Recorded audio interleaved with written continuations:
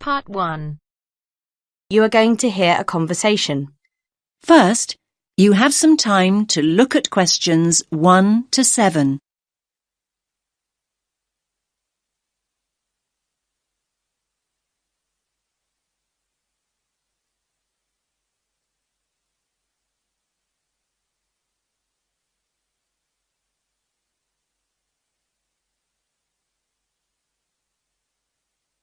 Listen carefully to the first part of the conversation and answer questions 1 to 7.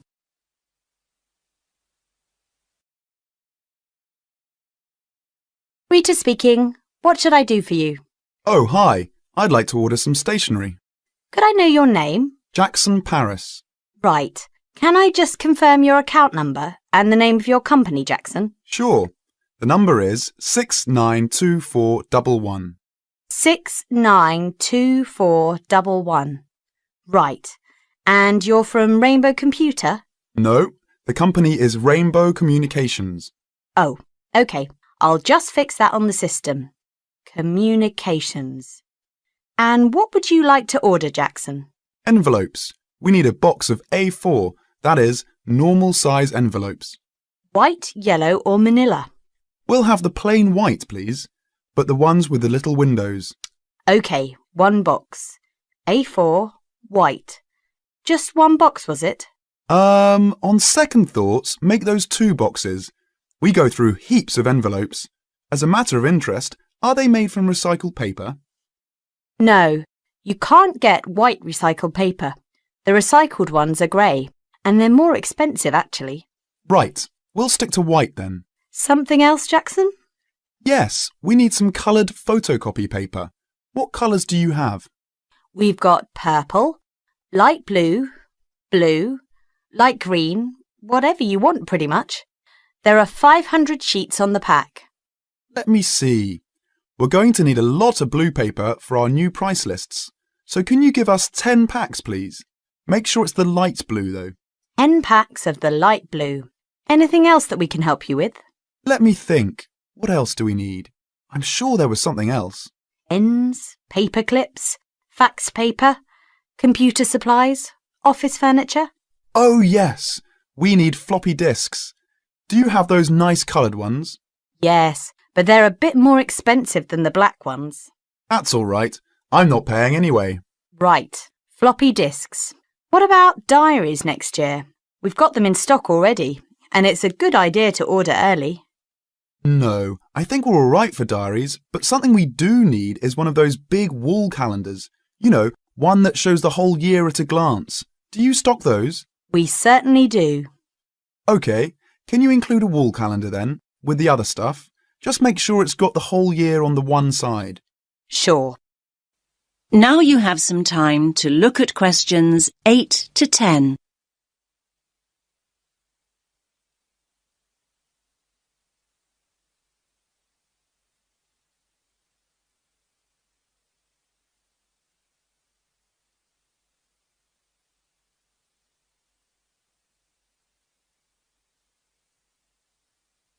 Now listen to the next part of the conversation and answer questions 8 to 10. And do you have a copy of our new catalogue? No, I don't. But would you send one? Yes, I'll pop one in with the order.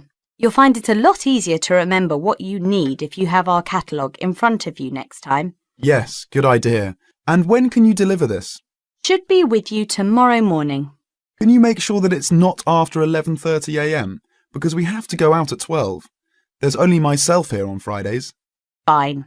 I'll make a note in the delivery docket that they should deliver before 11:30. Thanks very much. Thanks.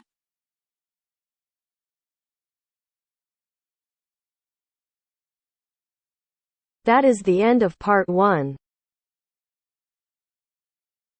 You now have half a minute to check your answers.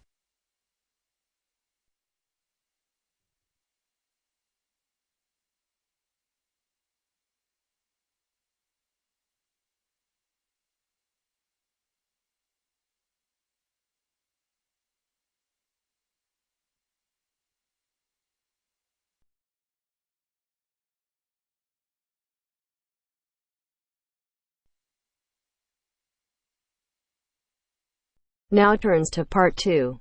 Part 2.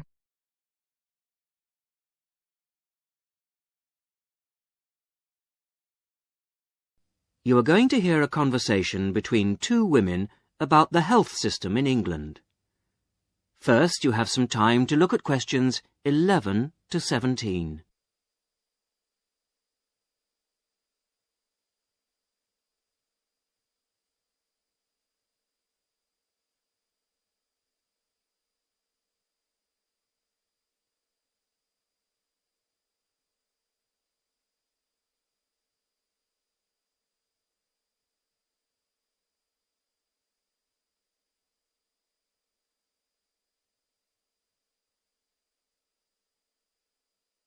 Now listen to the first part of the conversation and answer questions 11 to 17. Hello, Mrs. Sutton. Come in. How are you settling in next door? Have all your things from Canada arrived yet? I thought I saw a removals van outside your house yesterday afternoon. Yes, they came yesterday. We spent all day yesterday arranging them. It's beginning to feel a bit more like home now. Oh, that's good. Look, come in and sit down. Are you all right? You look a bit worried. Well, I am a bit. I'm sorry to bother you so early, Mrs. Smith, but I wonder if you could help me. Could you tell me how I can get hold of a doctor? Our daughter, Anna, isn't very well this morning, and I may have to call somebody out. She keeps being sick, and I am beginning to get a bit worried. I just don't know how the health system works here in England. All I know is that it's very different from ours back in Canada. Well, I don't know really where to start. Let me think. Well, the first thing you have to do is find a family doctor. Mm-hmm. Sometimes we call them general practitioners as well. Right. And register with him or her. If you live here, you've got to be on a doctor's list. If you're not, things can be a bit difficult. Oh. Nobody will come out to you if you're not registered. Anyway, they work in things called practices. Sort of small groups of family doctors all working together in the same buildings. Now, what you've got to do this morning is register with one of them. There are 2 practices near here, so we're quite well off for doctors in this part of Manchester. There's the Dean End Health Centre, about 10 minutes walk away. And there's another practice in South Hay. That's about 5 minutes away, going towards the town centre. We're registered at the Dean End one, but they're both okay. There are about 6 doctors in our practice and 4 in the other, so ours is quite big in comparison, and the building and everything's a bit more modern. South A is a bit old-fashioned, but the doctors are okay. Their only problem is that they don't have a proper appointment system. Sometimes you have to wait for ages there to see someone. Anyway, you go to the receptionist in whichever health centre and ask her to register you with a doctor there. You have to fill in a form, but it doesn't take long. Ours is called Dr. Jones, and we've been going to him for years. Ever since we moved here 15 years ago. I wouldn't say he's brilliant, but I suppose he's all right, really. We're used to him now. They say he's very good with elderly people, but he does tend to get a bit impatient with children. Listen, the one who's supposed to be really good with small children is Dr. Shaw. I've heard lots of people say that. She's young and she's got small children of her own, so you could try registering with her. And if her list's full, I heard somebody say the other day that there's a really nice young doctor at South Hay, a Dr. Williams. He holds special clinics for people with back trouble, but that's not really your problem, is it? Now you have some time to look at questions 18 to 20.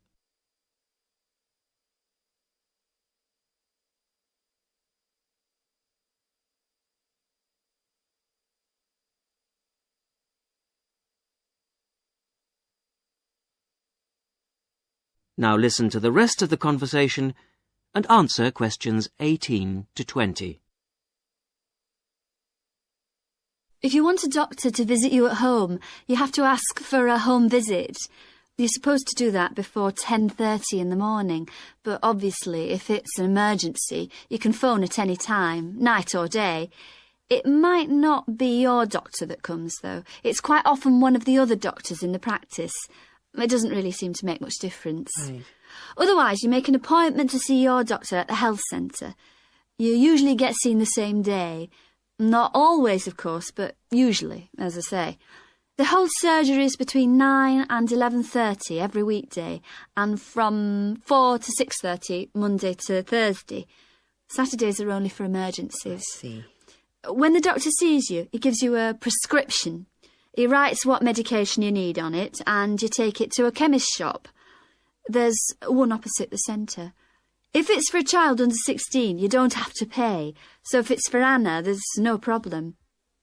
The same thing goes if you're unemployed or retired, or if you're pregnant.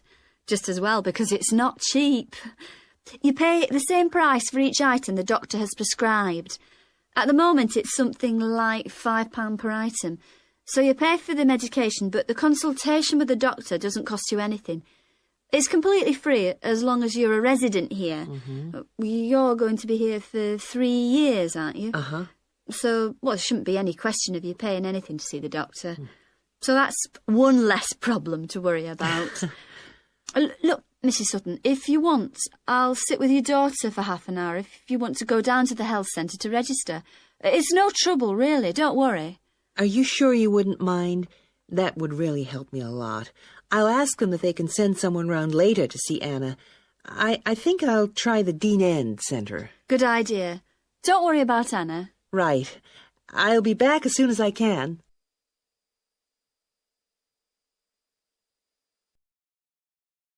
That is the end of part 2. You now have half a minute to check your answers.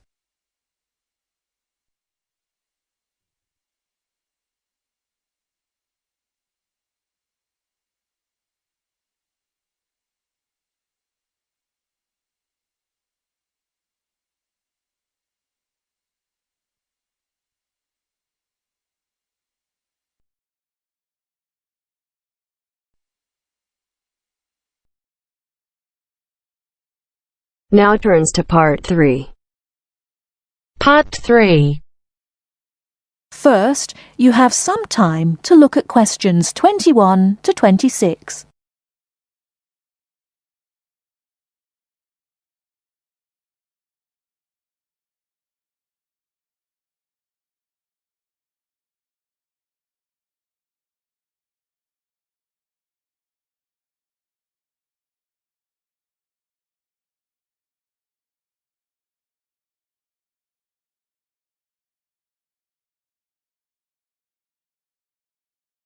Now listen carefully and answer questions 21 to 26.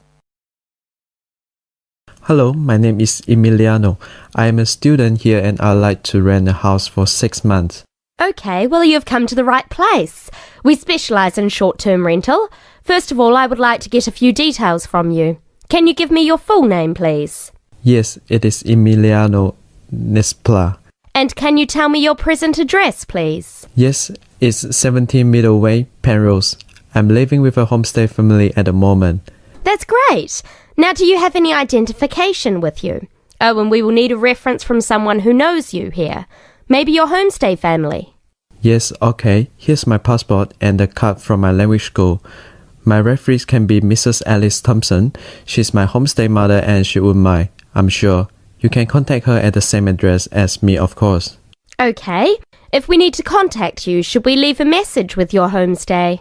No, you can speak to me directly. My cell phone number is 021 548 3534. Great. Now, do you have a bank account? You will need to pay your rent by direct debit. You know, it will come out of your account automatically every month. Okay, I don't have my bank account details with me now, but I can get them and bring them back later today. That's fine.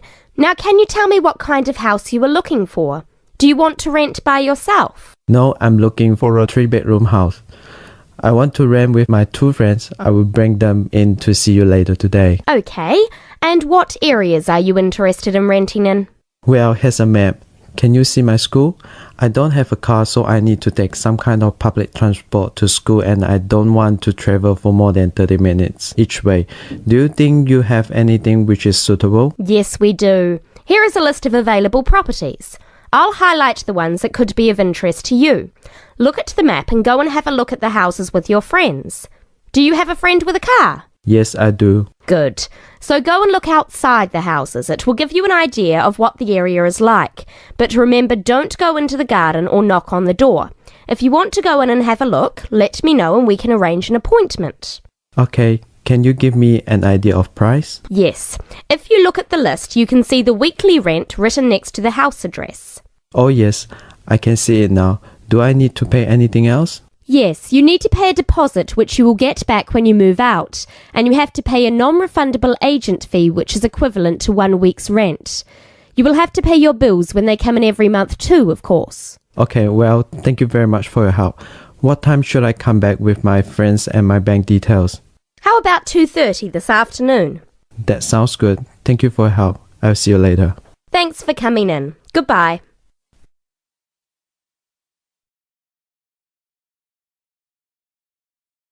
Before you hear the rest of the talk, you have some time to look at questions 27 to 30.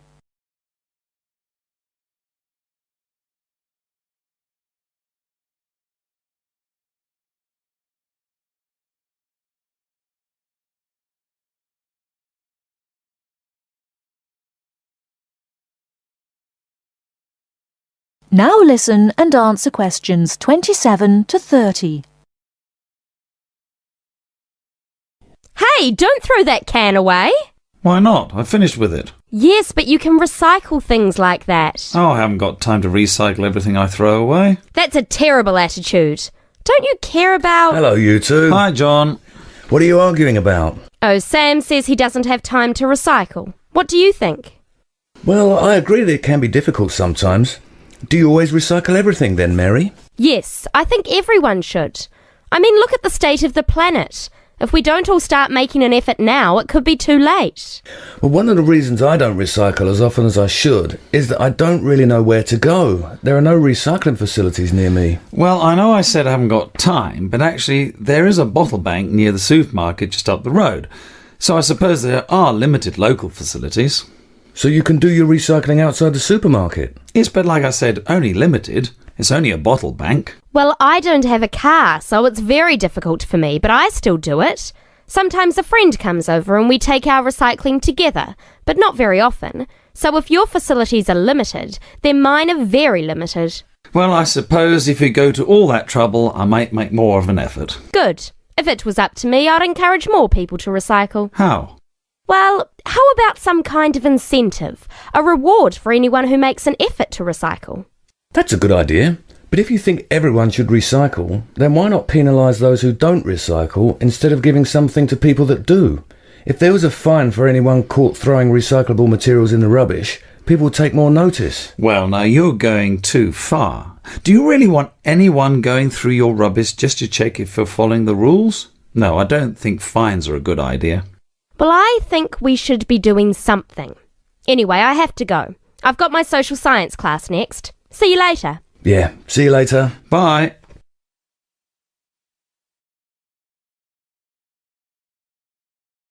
That is the end of part 3.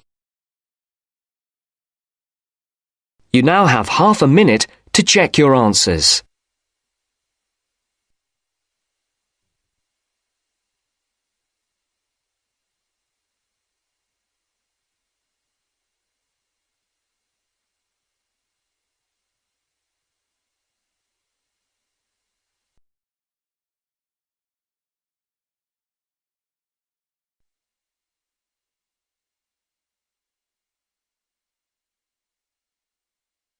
Now turns to part 4. Part 4. You will hear a postgraduate psychology student talking to other students about a job satisfaction study he has investigated. Before you listen, you have some time to look at questions 31 to 40.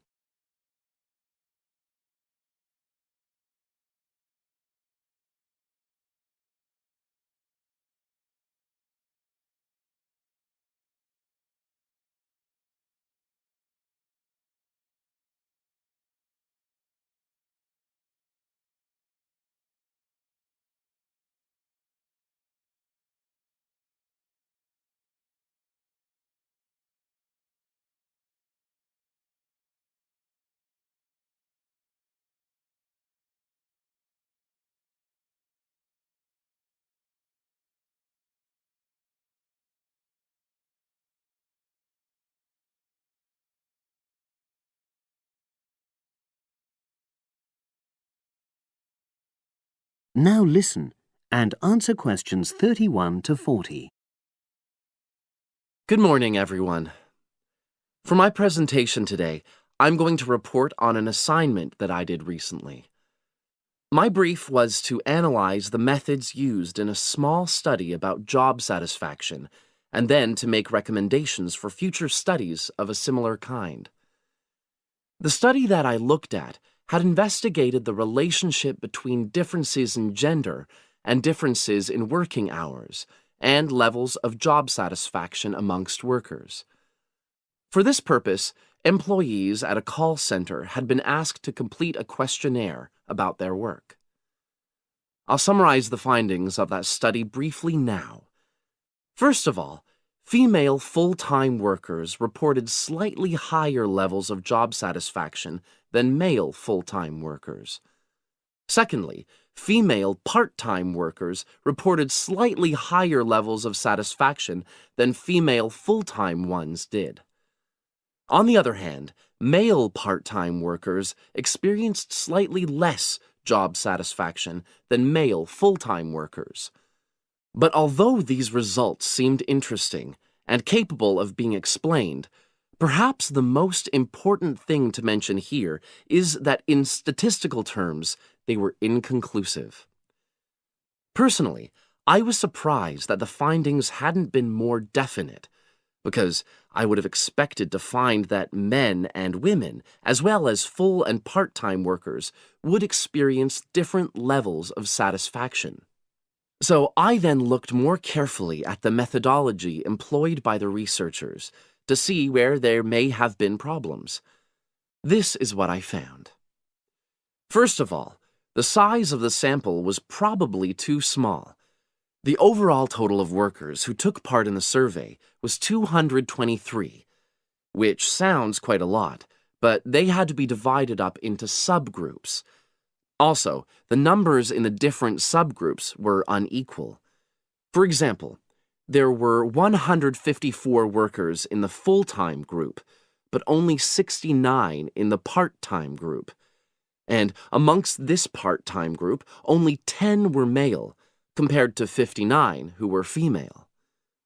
Secondly, although quite a large number of people had been asked to take part in the survey, the response was disappointingly low. A lot of them just ignored the invitation. And workers who did respond may have differed in important respects from those who didn't.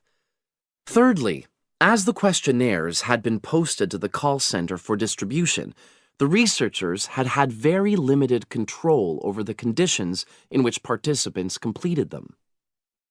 For instance, their responses to questions may have been influenced by the views of their colleagues. All these problems may have biased the results.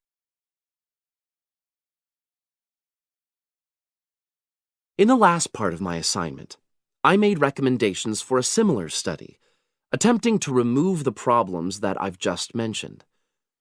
Firstly, a much larger sample should be targeted, and care should be taken to ensure that equal numbers of both genders and both full and part-time workers are surveyed. Secondly, the researchers should ensure that they are present to administer the questionnaires to the workers themselves. And should they require the workers to complete the questionnaire under supervised conditions so that the possibility of influence from other colleagues is eliminated. Finally, as workers may be unwilling to provide details of their job satisfaction when they are on work premises, it's important that the researchers reassure them that their responses will remain confidential, and also that they have the right to withdraw from the study at any time if they want to. By taking measures like these, the reliability of the responses to the questionnaires is likely to be increased, and any comparisons that are made are likely to be more valid. So, that was a summary of my assignment. Does anyone have any questions? That is the end of part 4.